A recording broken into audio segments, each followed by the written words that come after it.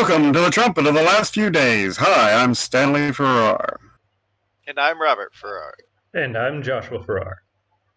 This is the show where we talk about religion and politics, two things that are taboo at the dinner table. And at work, most places. Speaking of religion and politics, the two of them seem to have collided in a recent incident at Armenia and Azerbaijan, which I can never say fluidly and probably never will be able to say fluidly. Currently, there is an ongoing, I don't know if you call it warfare or just a military it's a war incident between the two countries where, well, they're killing each other. So, over a plot of land in Armenia that both of them claim. What is the land plotting? Yeah. There's lots of plotting going on over a plot. The plot of this story is pretty lackluster. Go on.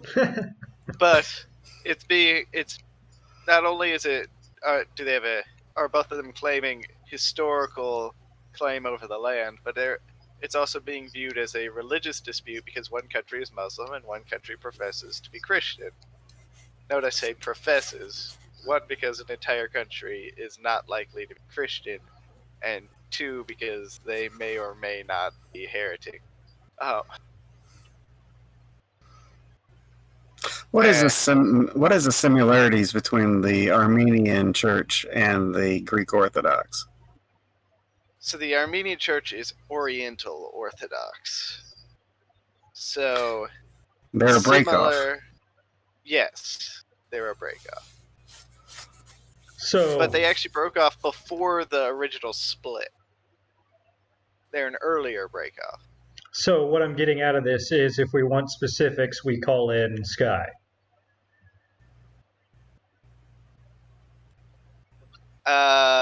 On the religious part, probably. I know a tiny bit, but not much. But here's the thing: for those of you who don't know or don't remember, haven't watched our previous videos, it was a clash between Greece and Turkey over rights to the Mediterranean, to oil in the Mediterranean. Well, that clash is still ongoing. It hasn't militarized yet. But both countries have taken sides on the current Armenia and Azerbaijan situation, following their religious ties. So even though Armenia is Oriental Orthodox and not Greek Orthodox, Greece is backing them due to the close relationship of their religion. And of course, Turkey being Muslim and Azerbaijan being Muslim, Turkey's backing Azerbaijan. And then France is backing Greece because France backs Greece. Well, historically speaking, the Turks tried to commit genocide against the Armenians in the past anyway. Yeah, they wouldn't support Armenia if they had the opportunity. The surprising thing is Russia. Russia is a very strong ally of Syria. It's a very strong ally of Turkey. And yet they're siding with Armenia. Well, they've got a very large quantity of Eastern Orthodox in Russia. Well, and Russia has declared itself kind of the protectorate of the Orthodox. Well, yeah, and they are Russian Orthodox. So you've got the three different divisions of the Orthodox Church right there. But Russia's threatening to plunge itself into the situation. And Turkey has actually been sending Syrian rebels into the fighting, paying them, shipping them over, and paying them good money for it. Now you need is the Kurds to join the Armenians.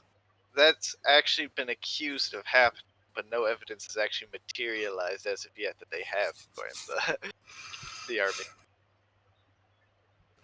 It would be interesting because they're kind of the black sheep of the Muslim world.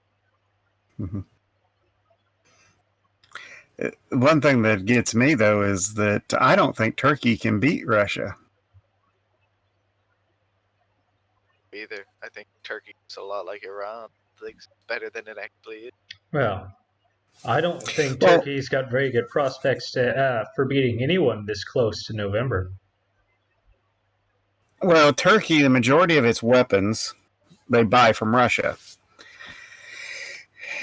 And, Russia does not sell their best weapons. Yeah.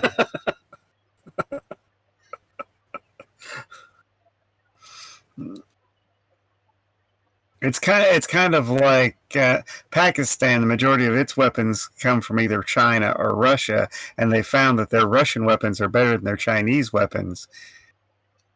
And China did send them apparently their J-20s, and they won't hold up against the second string Russian planes. So it's a standard that most countries will not send their best weapons when they sell weaponry. And the U.S. is no different. But, okay.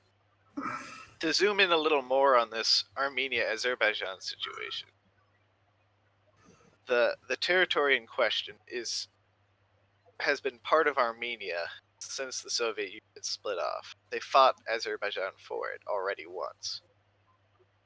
And they won. The territory itself is majority Muslim, which strengthens Azerbaijan's claim for it.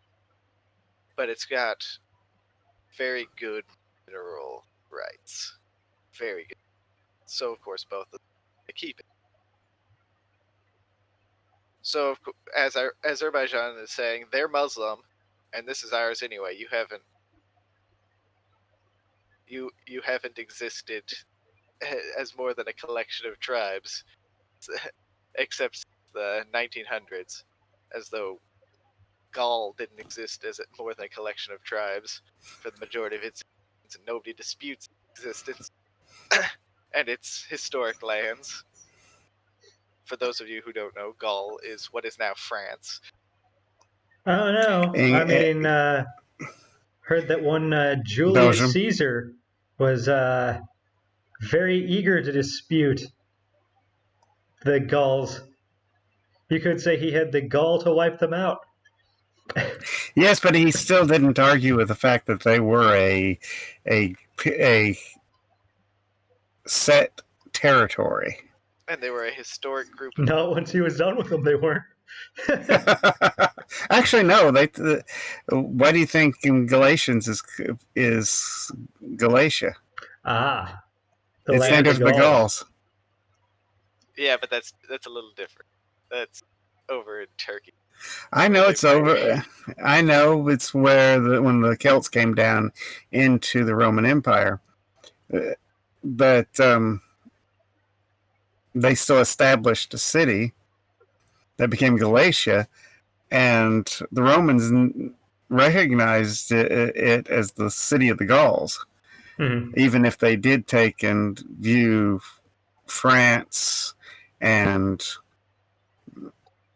Belgium as Galatia. And Aquitaine. Aquitaine has sort of been absorbed into France currently, but it used to be its own kingdom. Mm-hmm. It used to be owned by Britain. And Brittany used to be owned by France. A lot of history in there. But so you've got this once again another clash between the Muslim and Christian, and it reminds me of a QAnon video that I watched, which I am not a subscriber to QAnon. State that, throw that out right now. I'm not a subscriber to QAnon. I do not hold to their belief. But they were talking about how Muslims were being pitted against Christians, and it was all a conspiracy. to destabilize everything. But they didn't understand that Islam and Christianity are incompatible. According to Islam, there are only 3 ways to deal with a Christian, and that's to tax, enslave, and kill. And while one of those gets more publicity than the others, they've all been used quite heavily throughout history. And they will never get along with Christians. They can't. It's part of their religion. So, Christians this are thing a about second class. QAnon, I've only recently heard of it. I don't really know what it's about, but it sounds like it's named after 4chan. That's because it's from. It started on. So, for people who have never been on 4chan, QAnon is like it's an independent thread where you ask questions to anonymous people. That's why it's called QAnon. Anon is short for anonymous and Q is short for question. You are literally just asking questions of anonymous people on 4chan. Not for QAnon. When it's specifically used in that way. That's probably how it started. QAnon actually started on 4chan as a thread, but it was started by a man who was just named Q. The Anon was attached later, and it was referring to the Q clearance for the Department of Energy. So he was claiming to be a government insider. Well, I know that it's a conspiracy theory organization. They hold some really wild ideas. Essentially, they believe there's a cabal trying to take over the world and destabilize everything to ensure that they can grab power. There is. It's called the Muslim faith. There are a lot of cabals out to grab power, but they're not being as successful as QAnon thinks. Well, one problem that QAnon and those who are like them have a problem with is they can't wrap their mind around the fact that Christianity, the only way to heaven is to accept Jesus Christ, your personal Savior, and to live according to the precepts of the Scriptures. Now, that is universally accepted among Bible-believing Christians. Now, Muslims, on the other hand, reject Christ entirely and have set up a false system that of works to get to heaven, where your good deeds and bad deeds are weighed out unless you die in jihad. And when he says that they reject Christ entirely, it's not that they reject that Christ was a person or that he existed. It's that they reject everything that he taught. Just considering him a prophet is not enough to not have rejected. Because they still reject what he said. Well, for centuries, the Jews took and taught that Jesus was a prophet. Even after they were participated in his crucifixion. They didn't actually crucify him, but they participated in his crucifixion. Essentially crucify. Yeah, but it took. It's one of those things where the Jews had to be in agreement for it, and the Romans had to be in agreement for it. So it was everybody was responsible. But the concept, the Scriptures teach that Jesus is God on earth, and that's something that the Muslims cannot abide by. In fact, the very notion of God having a son, Muhammad said, was blasphemy.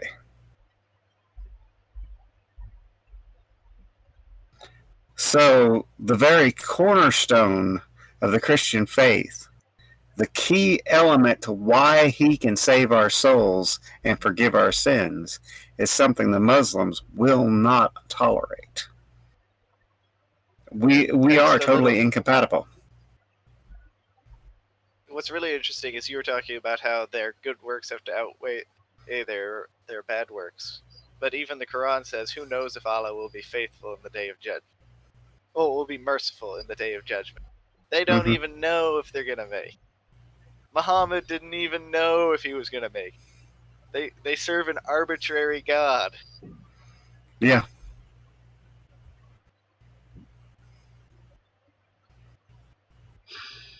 It's kind of like the Calvinists who believe that they don't ever know whether they're going to make it to heaven and whether they're part of the predestined few until they die.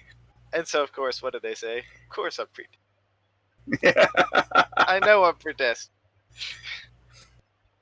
Well, Calvin himself said you couldn't know.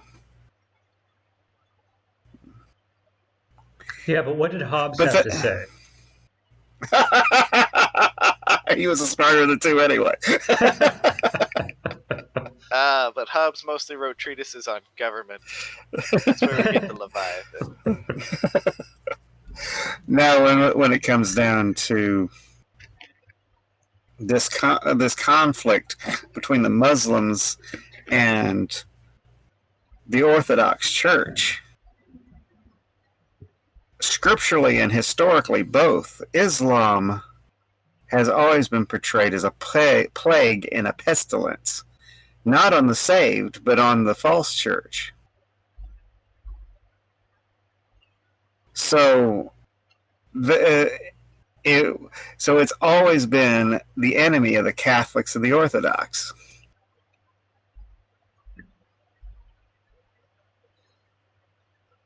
I mean, they started fighting among themselves. That would be rather unorthodox, wouldn't it? Except they always fight among themselves. There are fights going on among the Orthodox right now over governance. I was talking about among the Muslims, but okay. Well, They always fight among themselves too. Until this Why do you think the Syrians most recent apostate pope, there was actually a move within the Greek Orthodox to reunite with the Catholic Church.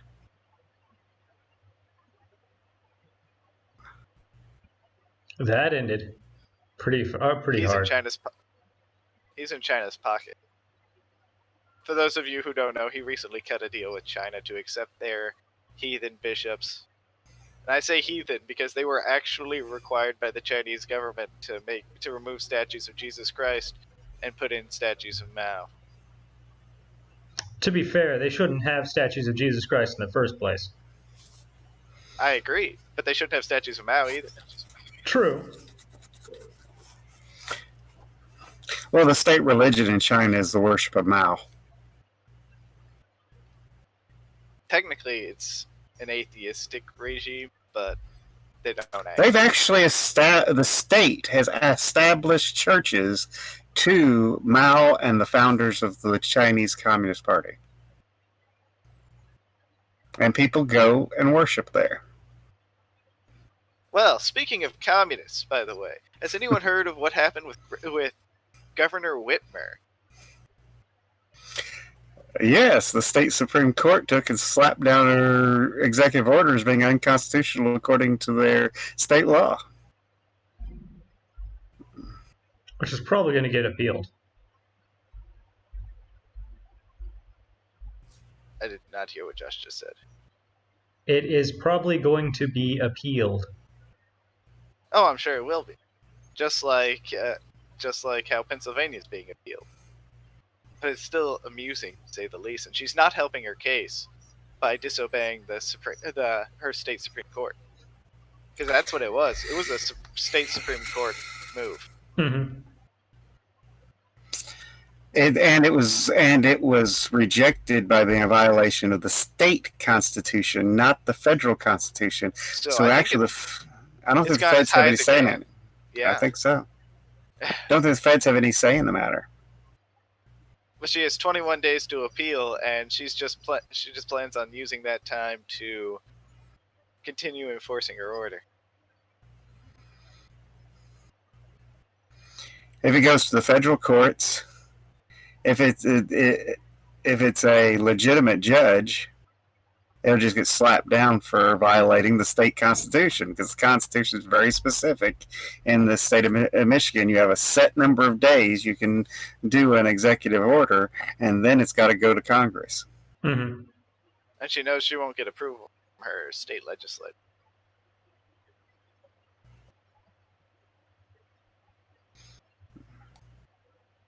But that represents the people, and she's a dictator. But she is following AOC and the squad's commands, because they stated strictly that the country had to be maintained into a lockdown condition so that the economy doesn't improve, because if the economy improves, then Trump will be reelected. Even So though they feel, his Go on. economy numbers are still better than Biden's. oh yes, even now with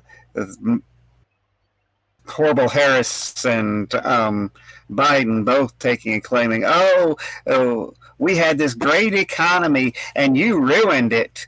Just look at all the unemployment. The unemployment now is still lower than what it was during the time in which they took and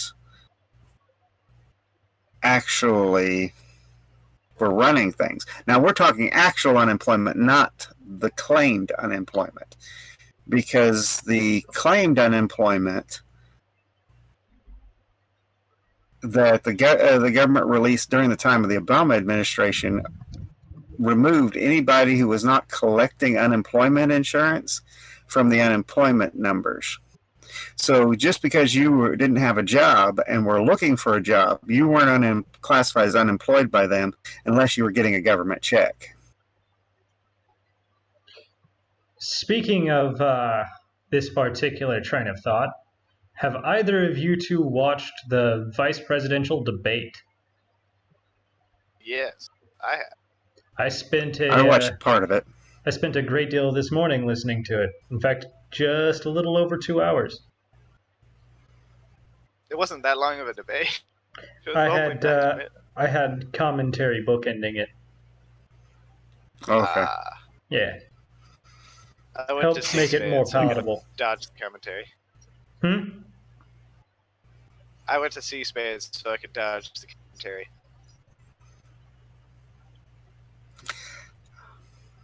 I started out on C-SPAN and then ended up watching it on a commentary deal. I was watching on Louder with Crowders. Oh, I bet that was much more entertaining. Oh yeah. I did stop by his just to get a fact check that I wanted. Because I don't know why he had one of his people cut his face with a razor blade on air during it. I know the joke, but I don't know why he did it.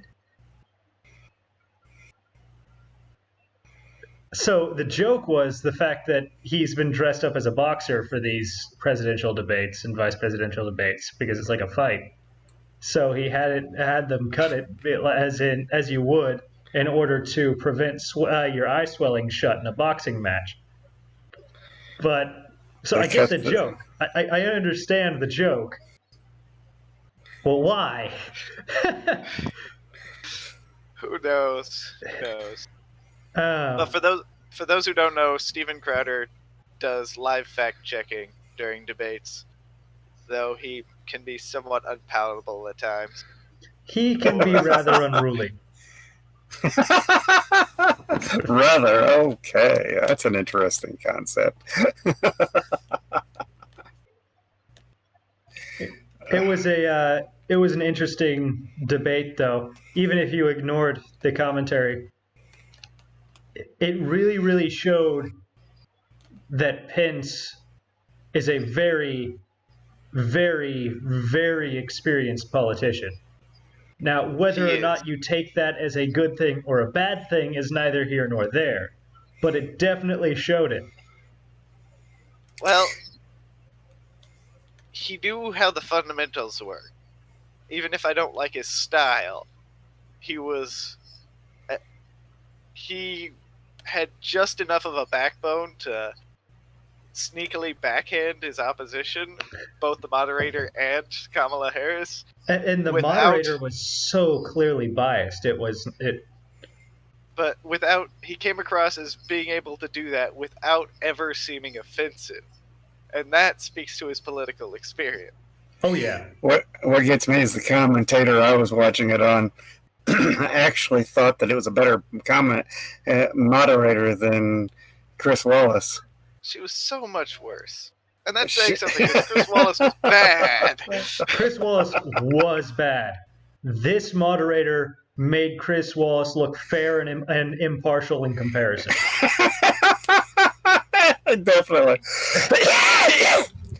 One thing I thought... Go on. This moderator was practically handing the points to Kamala Harris. And every question to Pence was an attack. Mm-hmm. Which is why he refused to answer them. Well, actually, he did, but he answered them out of order because he didn't want to play her game. Yeah, and every time that he started hinging on facts that they couldn't dispute or couldn't argue, she tried to cut him off even when his time wasn't up. Yeah, people clocked her. Yeah. They clocked how often she would cut him short, and it was throughout the entire debate. Yeah. Think about it, he had the facts. Harris had was talking points that have been proven wrong by the facts. And she didn't even try to enough. answer any questions. She went out of her way to avoid every question that was presented to her.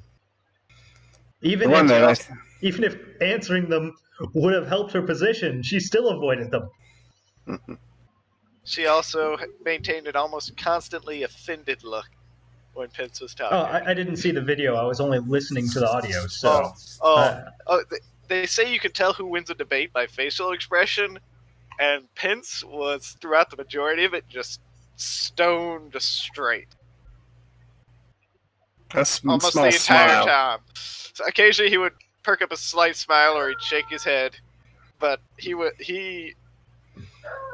as Dad said last night, unflappable.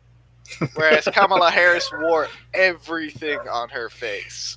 Yeah. There are several times that you know in a boxing match how when a boxer's been hit and staggered, how they'll grin and they'll show their teeth. Yeah. There's a lot of times where she's all teeth. Like big fake smile that never reached her eyes. It's like, I want to kill you. And then when Pence asked her, will you pack the Supreme Court? She looked like she'd been hit by a train.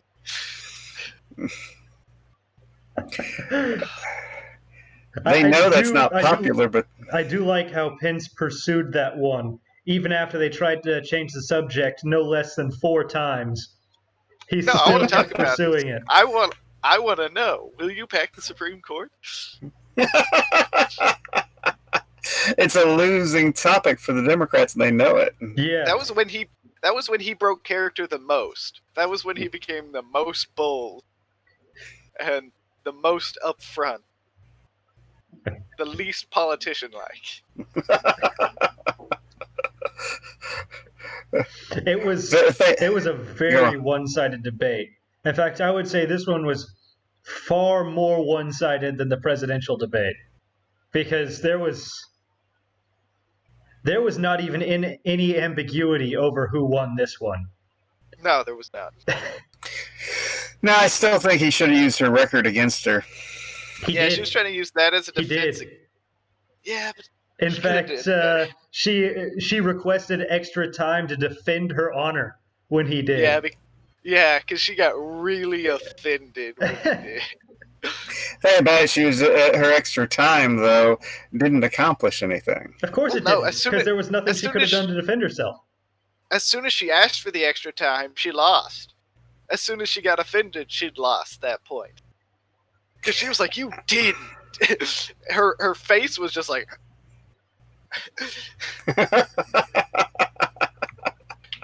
You'd think she'd know how to handle it after Tulsi Gabbard, but it's like she learned nothing. She thought that because of being the Democrat vice presidential candidate, that nobody could take and touch her. That would all be swept under the rug. Mm-hmm. Because the moderator wasn't going to say anything, and the moderator gave her extra time, even though she didn't deserve it. Yeah. She opened herself up to it. She's the one who tried to use her record as a defense for some strange reason after it didn't work before. And then he hit back by pulling the race card on top of that, saying that there was a higher incarceration rate of innocent black people under tenure. And Hispanics.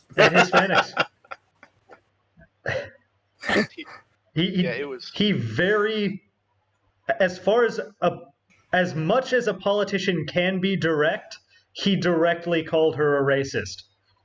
Mm-hmm.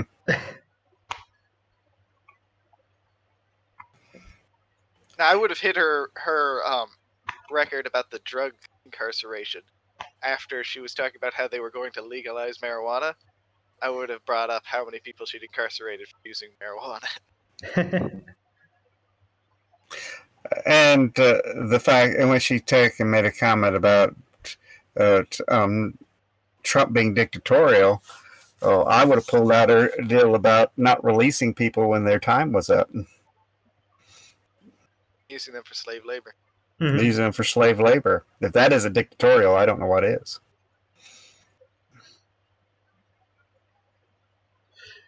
And then the hilarious thing was the clip of the media talking to themselves afterward and how they were desperately trying to convince everyone that Kamala won that.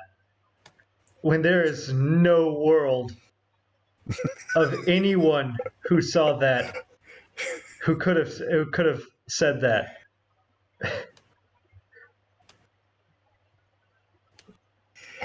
Well, I found it funny in the YouTube comment section. An interesting place to stay. Well, to visit, but never to stay. But so I was watching the YouTube video from C-SPAN, and the internet has a good. But what was really interesting was the people who weren't from the United States commenting on it, because they couldn't admit that Harris lost, but they wouldn't admit that Pence won, or vice versa. So they just said, "You guys are done for," and went their merry way. Whereas if Harris had won, they'd have been cheering.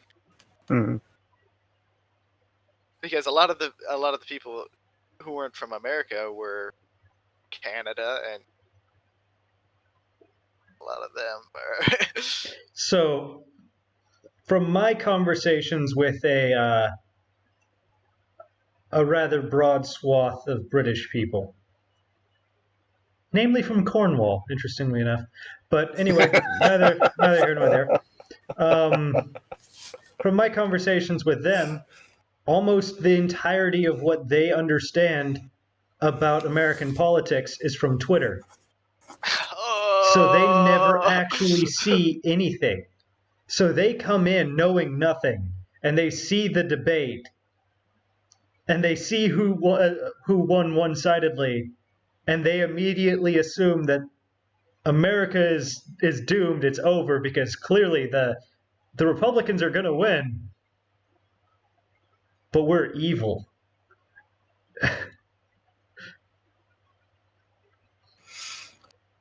The Twitterverse. The Twitterverse. Do they understand the kind of radicals that are on Twitter?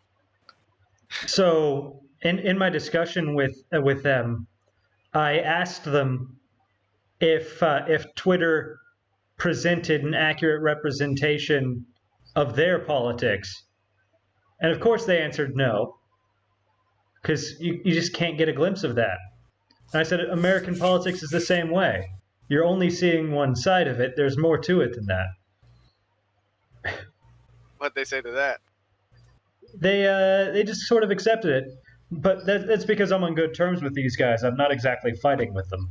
Well, speaking about Twitter, when the president came down with COVID, there was a massive push on Twitter wishing him to die. So he gets over it in a couple of days. Yeah. Yeah, well, somehow I don't think that's because of some of the pushback.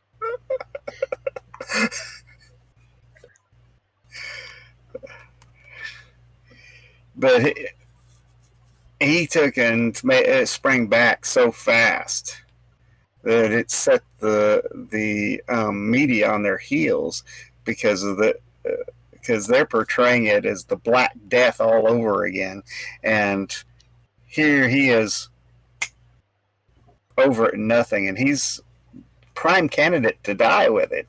Yeah. If you're going to die with it. Well, he actually yesterday was talking about signing emergency use authorization for the meds that he took. He said he wants everyday citizens to have the same treatment he had. Well, that makes sense, actually. Now, what I So- don't like is he said he wants it to be at no cost, and what that always means is the taxpayers has to foot the cost. Yeah. Mm-hmm. Well, then what gets me is, okay, we know that there's a high possibility that Trump may have caught it during the presidential debate. Mm-hmm. Because the incubation period for COVID is 2 days to 2 weeks. I think they were blaming it on his press secretary at the time. They were. But there's just as well of a chance that he could have caught it from anybody there. I think it personally would be hilarious if Biden came down with it now. Yeah.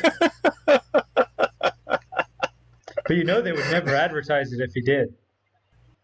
No, they never would. No, And they would. They Well, would, we and think they'd blame Trump for it. Yes, they would. They'd blame Trump for it. But the thing about it is, if Biden caught it and survived it, there goes their argument for it being a dangerous disease. Yeah. We're past that point now. Biden's older than he is. He's older than he is, and in horrible health. And if he took and caught it and survived it, just throw it out the books or being a dangerous disease. The lockdown's over. Yeah.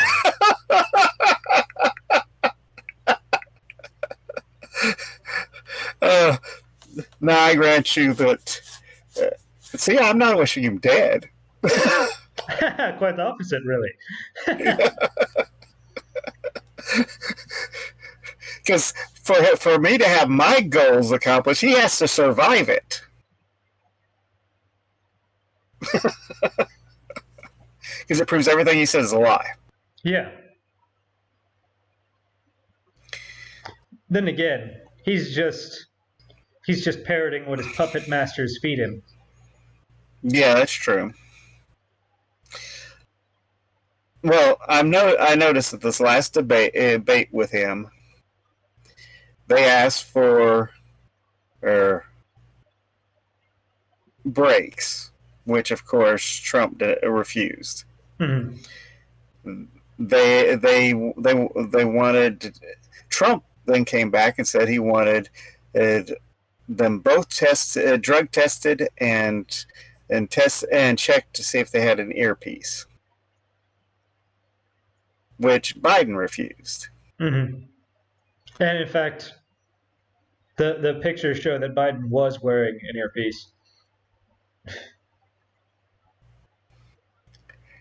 Well, how else Whether is or he not going to that know was what to just say? a hearing aid or something they were feeding him, I don't know. But then again, those hearing aids, I know for a fact, can be tuned into radio stations because I've seen people do it. Well, I would say his name, but being that this does go out over the internet, I'm not going to take and mention his name. But the song leader in our church has hearing aids that he can actually hear his phone through. Oh, yeah. I know that's a fact because I've got people that I work with or used to work with, but they worked on the engineering side rather than the electrical side like I do. Is they would set it up those hearing aids because they're down there with the engines all the time. It's messing with their ears. and they would hook it up to their phones and they would play music and stuff from their phone. And they would actually, some of them have admitted to doing it during meetings that they really should have been paying attention to, and they couldn't hear the meeting at all. But say when it comes down to hearing aids, okay, they could. What you gonna say? You can't wear your hearing aids. Can't say that. So they could be feeding him the answers through his hearing aids. Oh, easily, very easily. Sorry to interrupt, but I need to eat before work. All right then, so we'll probably have to close it off here. We have enough. Yeah.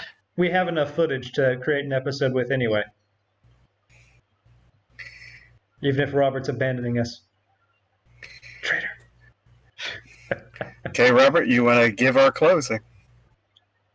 If you liked today's episode, feel free to hit the like button. If you disliked it, feel free to hit the dislike button. We don't really care that much. It feeds the algorithm either way. Feel free to leave a comment down in the comment section below, and don't forget to hit the subscribe button and ring the bell so you can be notified when new episodes come down. And leave us your latest conspiracy theories. I like reading those. And please share. Especially if you're a QAnon, especially if you subscribe to QAnon, we would really like to know more of what it's about, because we don't know much about it. Other than that, Until then, see you next time.